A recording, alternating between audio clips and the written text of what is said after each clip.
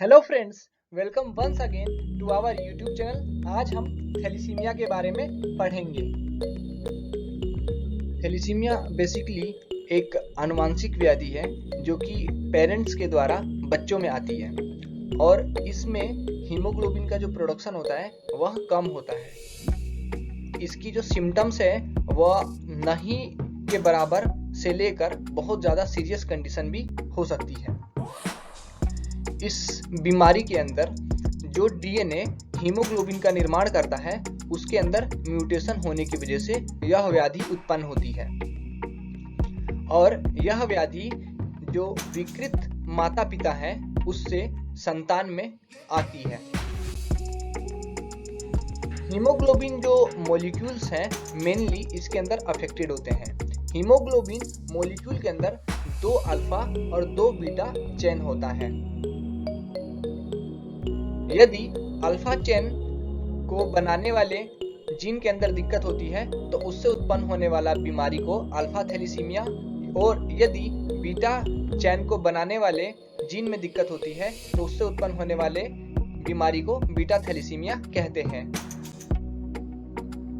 यह हीमोग्लोबिन का आकृति है। इस आकृति में हम देख सकते हैं कि यहाँ पर 2 अल्फा चेन है और 2 बीटा चेन है। अल्फा चेन और बीटा चेन आपस में मिलकर हीमोग्लोबिन का निर्माण करते हैं। हीमोग्लोबिन की स्ट्रक्चर की बात करें तो हीमोग्लोबिन के अंदर 2 अल्फा चेन और 2 बीटा चेन होते हैं और हीमोग्लोबिन की जो रचना है वह मनुष्य के उम्र के अनुसार उसकी जो चेन है उसमें बदलाव होता है। जैसे कि जो कोई गर्भस्थ शिशु 4 सप्ताह से लेकर 6 सप्ताह तक होता है उसमें जो हीमोग्लोबिन होता है उसको हम एम्ब्रियोनिक हीमोग्लोबिन कहते हैं और यह हीमोग्लोबिन 4 सप्ताह से लेके 8 सप्ताह तक हो सकता है और यह हीमोग्लोबिन 8 सप्ताह के बाद फीटल हीमोग्लोबिन के द्वारा रिप्लेस हो जाता है। और यह एम्ब्रियोनिक हीमोग्लोबिन के 3 भेद हैं। हीमोग्लोबिन गोवर 1, इसके अंदर 2 जीटा ग्लोबिन और 2 एप्सिलॉन ग्लोबिन की चेन होती है। हीमोग्लोबिन गोवर 2, इसके अंदर 2 अल्फा ग्लोबिन चेन और 2 एप्सिलॉन ग्लोबिन चेन होता है। हीमोग्लोबिन पोर्टलैंड, इसके अंदर 2 जीटा ग्लोबिन और 2 गामा ग्लोबिन चेन होती है। तो हीमोग्लोबिन गोवर 1, हीमोग्लोबिन गोवर 2 एंड हीमोग्लोबिन पोर्टलैंड, ये तीनों के तीनों हीमोग्लोबिन एम्ब्रियोनिक हीमोग्लोबिन के भेद हैं। एम्ब्रियोनिक हीमोग्लोबिन 8 सप्ताह के बाद फीटल हीमोग्लोबिन के द्वारा रिप्लेस हो जाता है। फीटल हीमोग्लोबिन और एडल्ट हीमोग्लोबिन में क्या अंतर होता है? फीटल हीमोग्लोबिन के अंदर अगर हम देखें तो यह नीले कलर में अल्फा ग्लोबिन चेन को दर्शाया गया है और पीले कलर में गामा ग्लोबिन चेन को दर्शाया गया है। यानी कि फीटल हीमोग्लोबिन में अल्फा और गामा चेन होती है परंतु एडल्ट हीमोग्लोबिन में अल्फा और बीटा ये चेन होता है। फर्क बस गामा ग्लोबिन की वजह से एडल्ट और फीटल हीमोग्लोबिन में आता है। फीटल हीमोग्लोबिन को HbF के द्वारा हमें दर्शाया जाता है और यह 8 जन्म के मतलब गर्भस्थ शिशु के 8 सप्ताह से लेकर जन्म के 6 मास तक हीमोग्लोबिन F यानी फीटल हीमोग्लोबिन होता है और यह फीटल हीमोग्लोबिन बाद में 6 महीने के बाद शिशु में फीटल हीमोग्लोबिन एडल्ट हीमोग्लोबिन से रिप्लेस हो जाता है।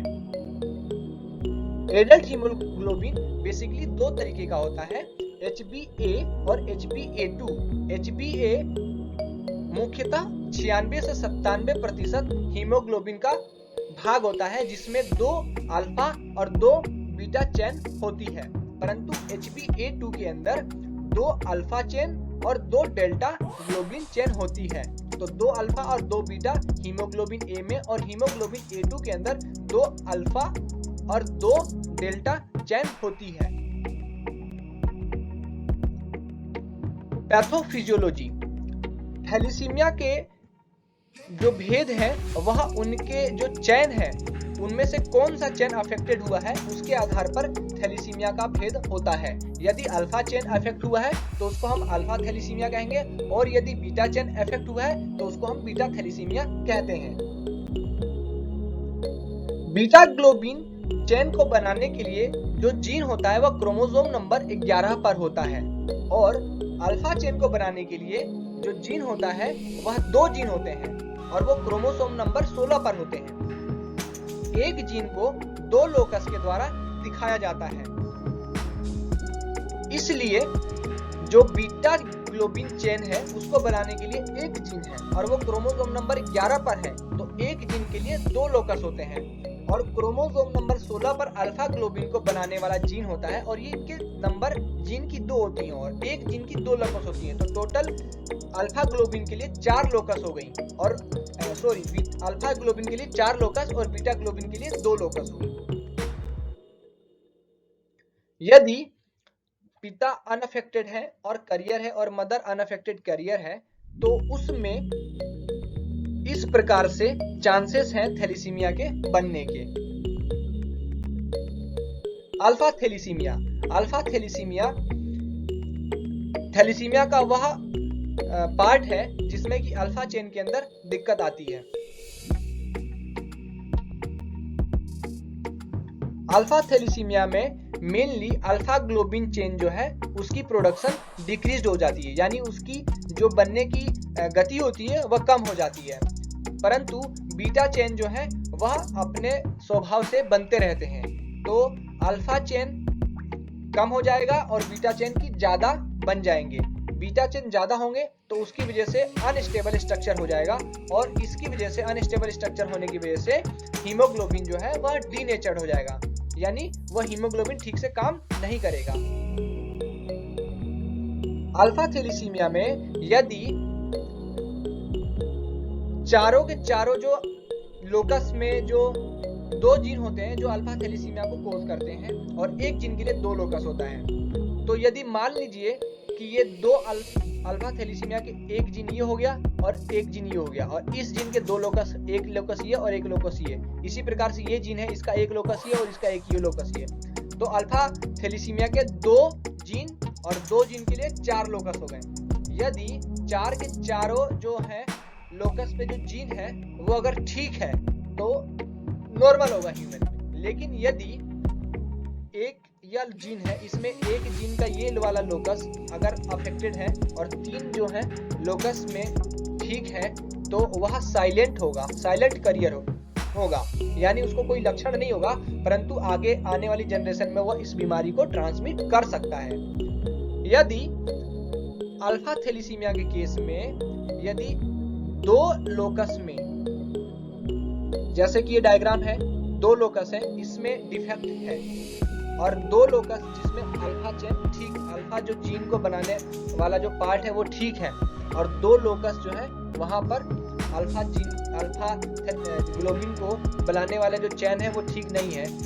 अथवा ये डायग्राम देखें, यदि एक जीन का एक लोकस ठीक है और एक लोकस खराब है, उसी प्रकार दूसरे जीन का एक लोकस ठीक है दूसरा लोकस खराब है, तो इस प्रकार जो बनेगा थैलेसीमिया उसको कहेंगे अल्फा थैलेसीमिया माइनर, यानी वह अल्फा थैलेसीमिया होगा, उसको उसके लक्षण आएंगे लेकिन माइनर लक्षण आएंगे। इसी प्रकार जब हीमोग्लोबिन के अंदर अल्फा थैलेसीमिया के चारों लोकस में से अगर 3 लोकस डिफेक्टिव है तो उसको हम कहेंगे अल्फा थैलेसीमिया इंटरमीडिएट, यानी अल्फा थैलेसीमिया के लक्षण होंगे और इंटरमीडिएट अल्फा थैलेसीमिया होगा। और यदि चारों के चारों जो लोकस है अल्फा ग्लोबिन बनाने के और वही डिफेक्टेड है चारों के चारों, तो इसको हम कहेंगे अल्फा थैलेसीमिया मेजर। ठीक है, तो इसको जो बीमारी होगी वो सीवियर होगी और इसको जो बीमारी होगी करियर को वो बिल्कुल माइनर होगी, इसको कोई दिक्कत ही नहीं होगा। इसीलिए मैंने कहा था कि इसके जो लक्षण है वह 9 से बहुत ज्यादा भी हो सकते हैं।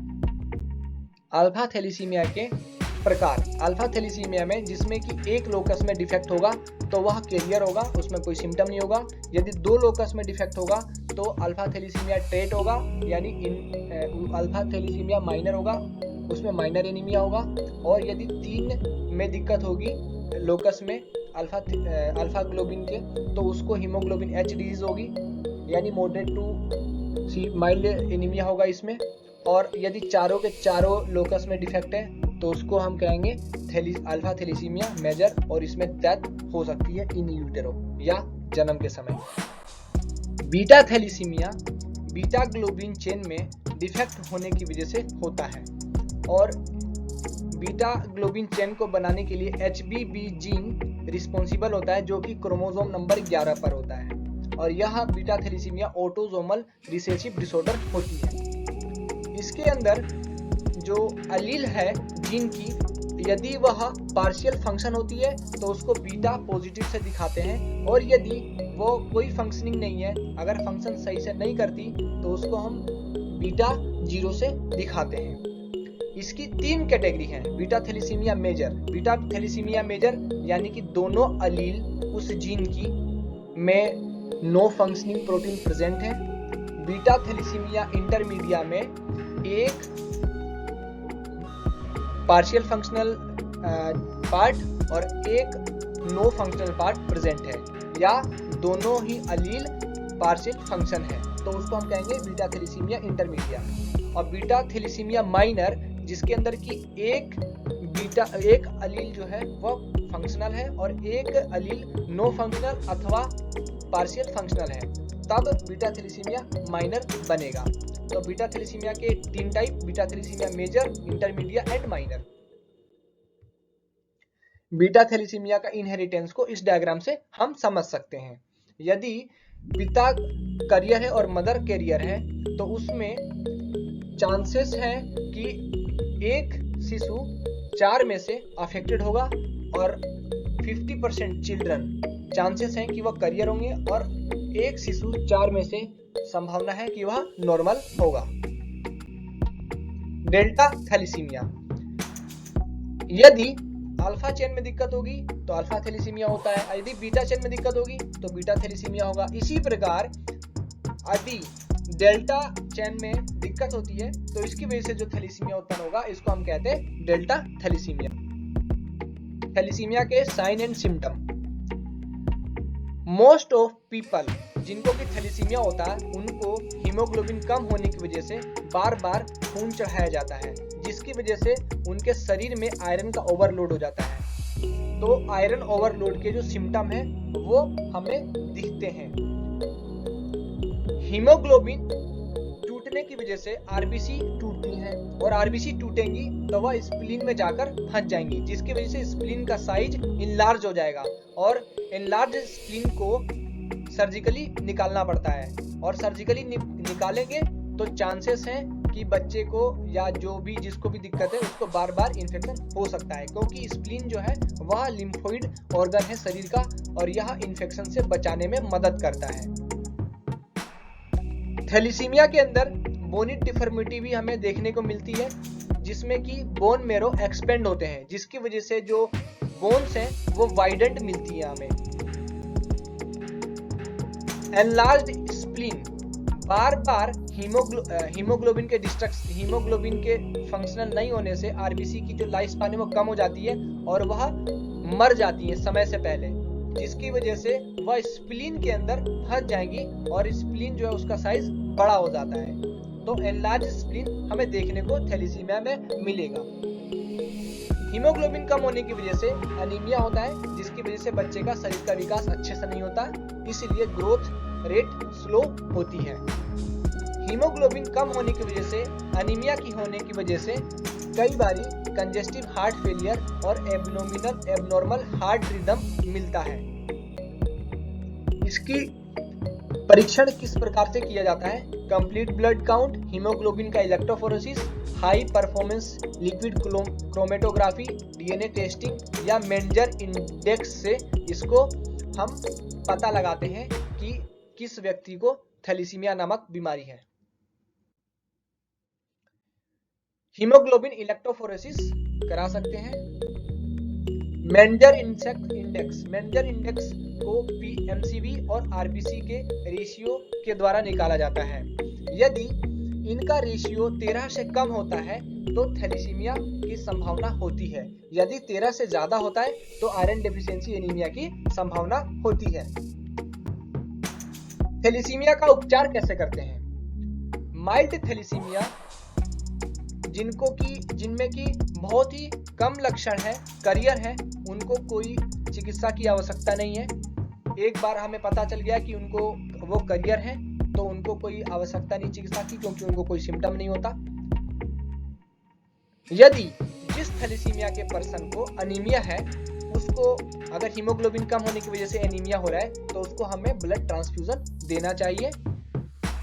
ग्रोथ हार्मोन थेरेपी, एनीमिया होने की वजह से, खून कम होने की वजह से बच्चे का विकास सही से नहीं हो पाता, इसलिए हमें बच्चे को ग्रोथ को बढ़ाने के लिए ग्रोथ हार्मोन थेरेपी भी दिया जा सकता है। बार बार खून चढ़ाने की वजह से शरीर में आयरन का डिपोजिशन होने लगता है, जिसकी वजह से इसके आयरन ओवरलोड के सिम्टम आने लगते हैं। इसलिए आयरन को कम करने के लिए चिलेशन थेरेपी का प्रयोग करते हैं। Bone marrow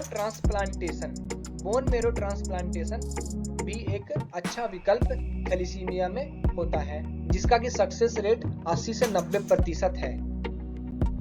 Thank you very much for watching this. If you like, please subscribe, share. Thank you very much.